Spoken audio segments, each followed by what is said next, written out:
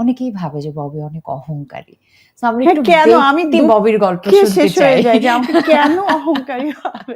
I'm not like that. একটু ব্যক্তি ববির গল্প শুনি। তার জীবন কেমন যাচ্ছে?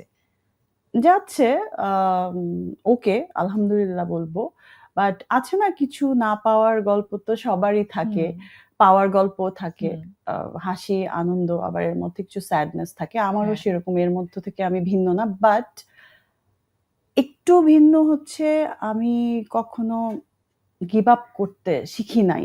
ওকে। এটা কেন জানি আমার মধ্যে নাই। হুম, হয়তোবা অনেকে বলবে যে, "না আমি তো এই টাইপের আপুকে চাচ্ছিলাম, পাচ্ছি না এই ক্যারেক্টারে বা এরকম টাইপের" বা আমার হুম, ফ্যামিলির সঙ্গে অলওয়েজ একটা ফাইট আমার চলতে থাকে যে, কেন আমি এরকম একটা প্রফেশনে এত হুম, লম্বা টাইম ধরে আমার ফ্যামিলির সবাই এখানে থাকে না। আম্মা যখন যাওয়া আসা করে সেও খুব বারবার বোঝাতে চায় যে, "তুমি তো করেছো। হ্যাঁ, মানুষ তোমাকে পছন্দ করে। তুমি তো কি চাও? ভালোবাসা চাও মানুষের। সেটাও পেয়েছো। পেয়েছো। এখন ছাড়ো।"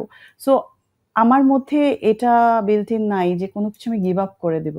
ওকে। So I'm waiting, still waiting for that characters যেগুলো আসলে আমি ব্যক্তি ববিকে দেখতে চাই নিজে স্ক্রিনে। সেরকম ওকে। কিছু আমি এখনো দেখি নাই। বাট আলহামদুলিল্লাহ একটা আ ইন্ডাস্ট্রিতে আমার মনে হয় যে কমার্শিয়াল সাকসেসটা অনেক বেশি দরকার। হুম, ফিল্ম ইন্ডাস্ট্রি হোক, যেকোনো ইন্ডাস্ট্রি হোক। হুম, হুম, সো আমি এরকম আতেল টাইপের কিছু বলব না যে হ্যাঁ, আমি খুব আর্টিস্টিক টাইপের কিছু করতে I don't know আমি করতে পেরেছি কিনা। আমার মনে হয় আমি পারি নাই। বাট অনেকে অনেকভাবে বলে যে না ববি তোমার তুমি তো অনেক কিছু করেছো অনেক টাইপের। বাট আমার মনে হয় আমার আর অনেক কিছু করার বাকি আছে। সেই ক্ষুধাটা রয়ে রয়ে গেছে গেছে রাইট। শিল্পী হিসেবে।